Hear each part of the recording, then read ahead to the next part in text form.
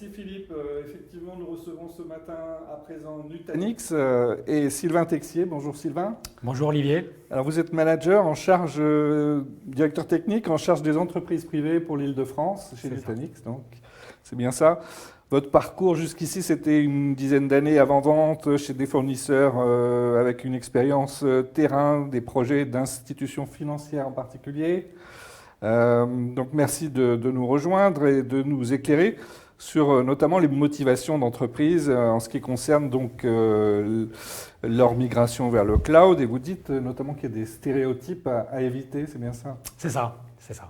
Alors pourquoi les entreprises viennent-elles à Nutanix dans le cadre de leur migration cloud? Alors c'est une très bonne question pour plusieurs raisons, mais si je devais synthétiser tout ça et le généraliser, on va dire qu'on a beaucoup de clients qui souhaitent sortir de la spirale négative de la dette technique. Et donc pour vous donner un exemple, aujourd'hui quand on questionne eh bien, la plupart des responsables des opérations IT, ces derniers sont focalisés sur, on va dire, 3 types de projets qui sont les projets business, les projets IT et tout ce qui concerne les changes, donc les modifications au niveau opérationnel. Et pour mener à bien, eh bien ces projets, on a besoin d'avoir une IT, une organisation IT réactive. Et ce qu'on se rend compte souvent, c'est que cette organisation IT est très silotée, avec des centres d'expertise très particuliers, avec des langages particuliers. Alors on essaye de les faire discuter entre eux avec des outils de ticketing pour améliorer effectivement la collaboration et le suivi des projets. Malgré tout, eh bien, on a aujourd'hui ce ralentissement qui est un constat au niveau des organisations IT. Et donc du coup, eh bien, puisque l'IT n'est pas assez réactif par rapport aux demandes des métiers, eh bien, cela va générer un quatrième type de travail qui n'est pas forcément identifié au départ, qui est le travail non prévu et qui va augmenter, on va dire, le travail en cours. Et au final, le résultat, c'est que, eh bien, on va plus avoir le temps de travailler sur les projets IT qui ont pour vocation à réduire, pas forcément résoudre, mais réduire cette dette technique. Et donc du coup, c'est ce qu'on appelle, on va dire, la spirale négative ou le cercle vicieux, on va dire, de la dette technique. Et aujourd'hui, Nutanix, et donc c'est ce qu'on fait, on va dire, depuis 10 ans. Donc le vœu pieux de nos fondateurs était on a beaucoup regardé en fait l'expérience utilisateur d'Apple, et ce qu'on a souhaité faire, eh bien, c'est donner cette expérience utilisateur dans le B2B et pour les entreprises dans l'informatique justement. Et donc l'idée, c'était de simplifier, on va dire, la consommation de cet IT de manière générale, un petit peu comme Apple a rendu cette expérience beaucoup plus simple, sans mode d'emploi, pour ne pas le dire. Donc aujourd'hui, c'est une des raisons principales pour lesquels nos clients s'orientent vers Nutanix pour réduire cette fameuse dette technique. Et c'est une approche, donc une plateforme 100% logicielle, Nutanix, on peut le rappeler? Oui, tout à fait. Est-ce que ça facilite justement la migration vers le multi-cloud, vers plusieurs clouds? Alors, la notion de multi-cloud, en fait, vient dans la continuité de cette notion de dette technique, puisqu'en fait, on a vu quand même beaucoup d'entreprises, si on regarde 5 années en arrière, qui ont souhaité sous-traiter cette dette technique à un tierce et qui, donc, du coup, sont allés vers des offres de cloud, on va dire, public. À ce moment-là, on ne peut pas leur en vouloir, c'est ce qu'il y avait sur le marché. Et bon, moi, ça fait 12 ans maintenant que je travaille dans l'IT. Je n'ai pas vu une solution qui convenait à tous les besoins. Et donc, du coup, l'idée, eh bien, c'est de travailler dans cette démarche de cloud public, mais avec un petit peu plus de recul en regardant les avantages et les inconvénients. Donc, le cloud public a plein d'avantages si on souhaite aller vite. Mais par contre, le modèle financier, la structure financière de consommation du cloud public est basée sur de la location de ressources. Et n'importe qui sait aujourd'hui qu'au bout d'un certain temps, même avec des locations à longue durée, eh bien, l'équation, on va dire économique, se vérifie eh bien, davantage au bout d'une certaine période quand on reste propriétaire de ces ressources. Et donc, l'idée de tout ça, et ce qu'on va voir aussi par rapport à cette consommation de ressources, c'est que le fait de migrer des applications dans le cloud public va entraîner une transformation de ces applications pour plusieurs raisons, pour des raisons opérationnelles, pour des questions de sécurité, puisque l'approche sécuritaire n'est pas du tout la même. Je suis pas en train de dire que le cloud public est moins sécurisé, je pense même personnellement qu'il l'est plus, mais l'approche est vraiment différente. Et à côté de ça, eh bien, si on revient sur le mode de consommation financier, eh bien, les applications traditionnelles consomment des instances informatiques informatiques qui sont quand même d'une certaine taille. Et pourquoi elles sont d'une certaine taille? Parce qu'au final, la consommation est un petit peu comme ça. Mais en règle générale, on va avoir une consommation assez stable avec des pics. Et donc, ce qu'on va avoir l'habitude de faire, c'est de définir les instances par rapport à ces pics.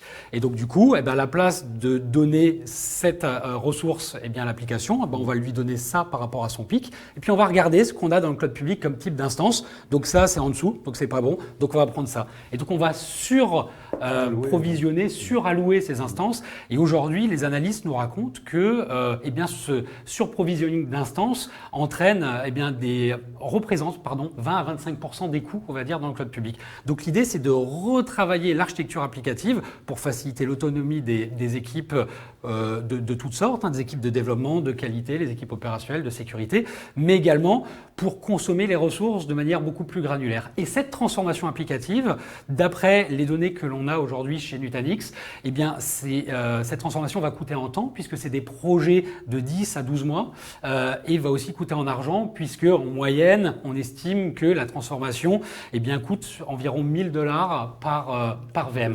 Par VM. Voilà, par VM. Donc l'idée du multi-cloud, c'est justement de s'appuyer sur une stratégie cloud qui va être vraiment calquée sur la stratégie business, et c'est très important, calquée sur la stratégie business des entreprises, à savoir, on va faire un profiling applicatif, on va regarder quelles sont les applications qui nous différencient dans notre business, et on va faire en sorte, puisque les effectifs ne sont pas à géométrie variable, on va faire en sorte de déplacer les opérationnels, les effectifs vers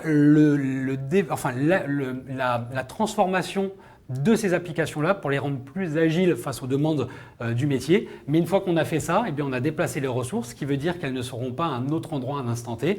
Et donc, toute l'idée de ce profiling applicatif, c'est de regarder les applications qui ne nous différencient pas dans notre business avec un fort niveau de standardisation. Je peux prendre comme exemple la messagerie, les applications RH, les applications de paie, etc., voire même des CRM dans certains cas. Quand on a un fort niveau de standardisation, on délègue les opérations dans un modèle SaaS, ce qui permet de libérer du temps aux équipes. Et donc ça, c'est toute l'essence et le but d'une stratégie multi-cloud pour les entreprises. En revanche, une fois qu'on a fait ça, on ne se distinguera pas forcément de ses concurrents, mais c'est pas ce qu'on cherche avec la messagerie ou avec le CRM. Non, ça apporte peu de valeur aujourd'hui. Quand vous demandez à un client d'une entreprise, qu'est-ce que vous pensez de l'outil de messagerie ou de CRM de l'entreprise qui vend ce produit ou ce service ? Ça ne différencie rien au final. Donc l'idée vraiment, c'est de sous-traiter ces parties-là et donc de construire une stratégie multi-cloud avec différents modèles, des modèles SaaS, des modèles cloud public, quel que soit le modèle opérationnel, des modèles de cloud privé, hébergés, non hébergés. Et l'idée de tout ça, c'est de ne pas se retrouver à construire des silos sur des silos et donc de rendre l'organisation, on va dire, IT opérationnelle encore plus complexe qu'elle ne l'était. Et c'est là où intervient Nutanix.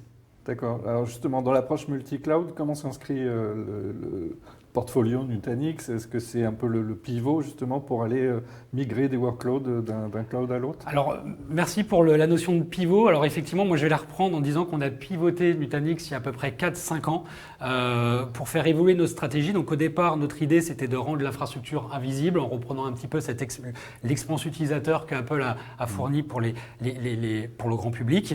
Le virage, on l'a pris il y a un peu plus de 5 ans maintenant et donc l'idée c'était de déployer des services qui vont consommer cette infrastructure modernisée et facile à opérer.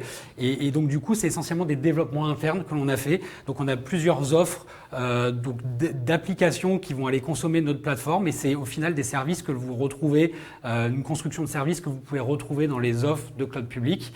Et donc notre idée, c'était d'amener ces applications dans un contexte multi-cloud. Et donc c'est le virage vraiment que l'on a pris il y a 5 ans et qu'aujourd'hui on est capable de proposer à nos clients, donc avoir une abstraction des différents modèles de cloud pour simplifier les opérations et éviter de retomber dans cette notion de silo et potentiellement de dette technique que l'on souhaitait éviter au départ.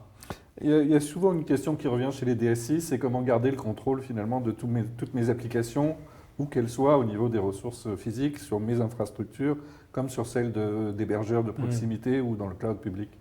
Est-ce qu'avec justement l'approche 100% logicielle que vous fournissez, il y a cette notion de gouvernance des workloads Oui, alors c'est justement ce qu'on essaye de faire, et c'est vraiment bluffant. On a plusieurs produits aujourd'hui à notre catalogue, pour ne pas les citer. On a un service de base de données qui est complètement agnostique au sous-jacent.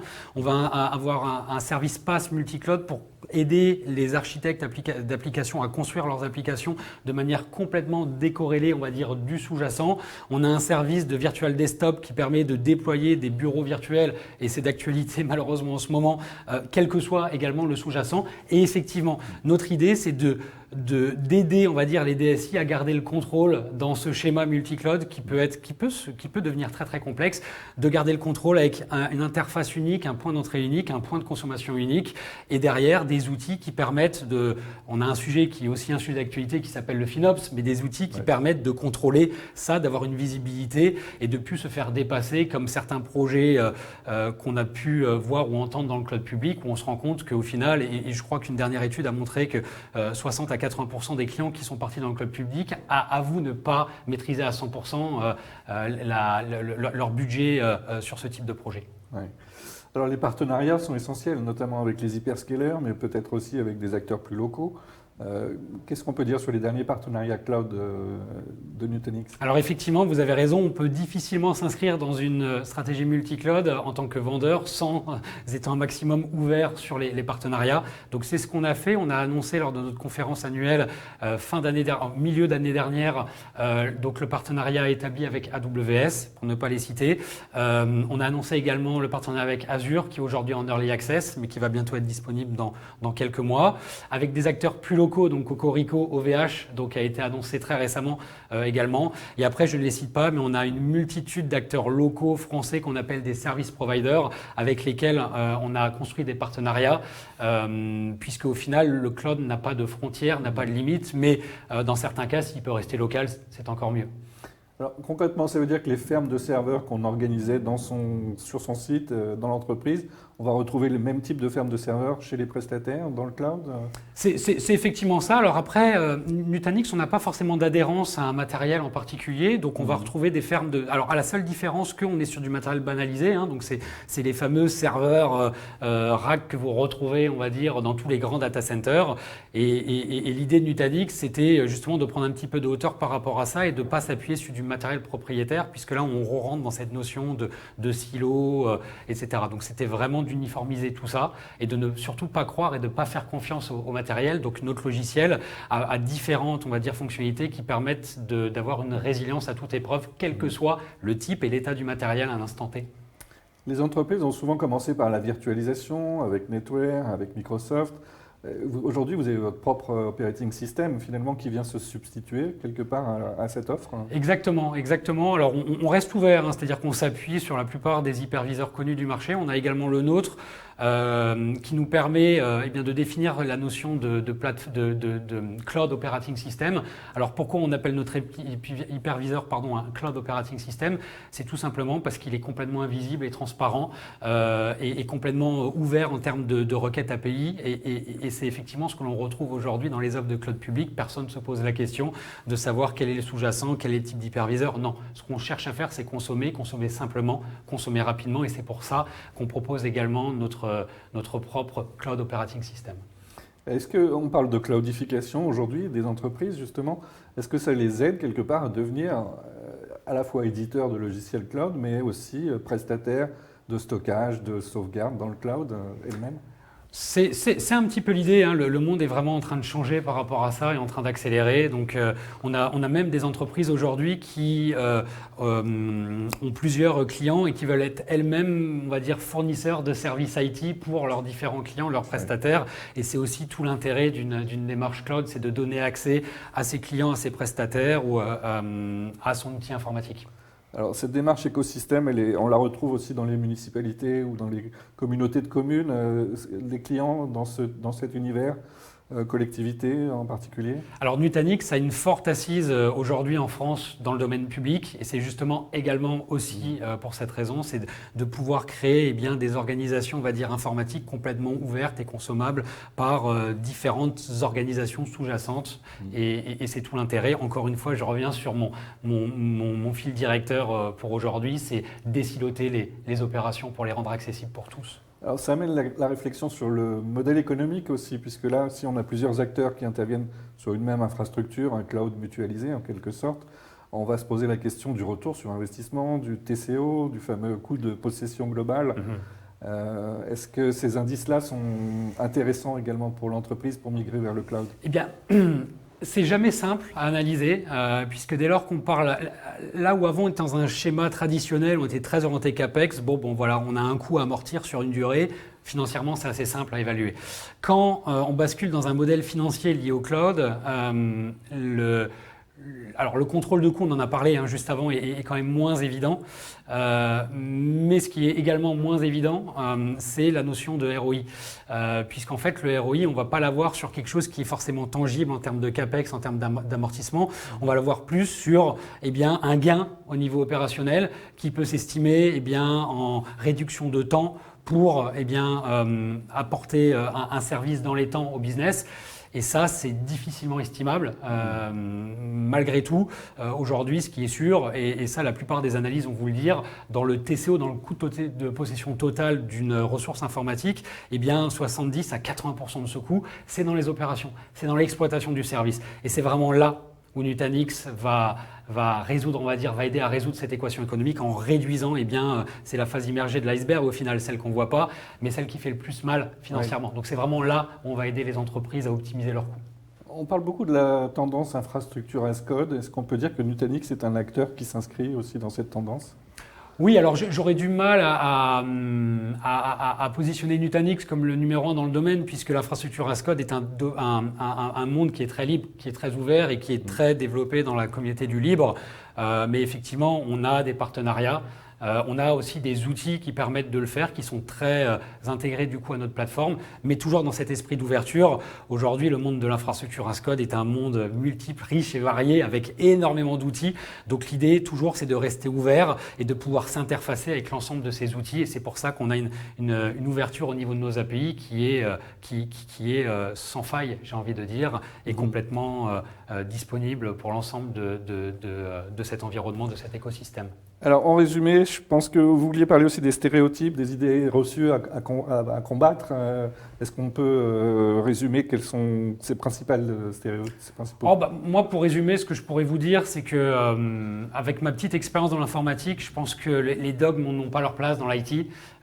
Donc voilà, dans le domaine du cloud, c'est exactement pareil. Je pense qu'il ne faut pas raisonner avec des dogmes. Il faut prendre de la hauteur et se dire qu'il n'y a pas une solution miracle qui correspond à tout. Et vraiment, on est dans un monde où on va avoir la capacité d'adresser, on va dire, sa stratégie cloud avec différents types d'outils. Et l'idée, c'est de prendre un maximum de recul et avoir un maximum d'abstraction par rapport à l'utilisation, l'usage de ces différents outils et justement de se donner les moyens de ne pas tomber dans un dogme, de ne pas s'enfermer parce que la stratégie d'aujourd'hui ne sera peut-être pas la stratégie de demain et les choses évoluent très très vite. Justement, Nutanix a démarré avec l'hyperconvergence, donc c'était vraiment des fermes de serveurs, des clusters avec des nœuds qu'on ajoutait pour avoir plus de calcul, plus de stockage. Aujourd'hui, vous dites que vous êtes une plateforme, un OS du cloud finalement. Qu'est-ce que nous réserve demain, peut-être ne serait-ce que dans 12 mois Alors, je ne vais pas pouvoir tout vous dire malheureusement aujourd'hui, mais ce que je peux vous dire, c'est qu'on est une entreprise qui est très très très très dynamique, ça avance très très vite. Et donc du coup, on a plusieurs surprises dans les tuyaux à vous annoncer très prochainement. Voilà, je ne pourrais pas en dire plus aujourd'hui. Merci Sylvain, on restera à l'écoute. Alors merci beaucoup pour votre présence ce matin dans cette journée du cloud. C'était un plaisir de vous recevoir. On va dans une minute retourner sur des retours d'expérience et des témoignages d'utilisateurs, de DSI.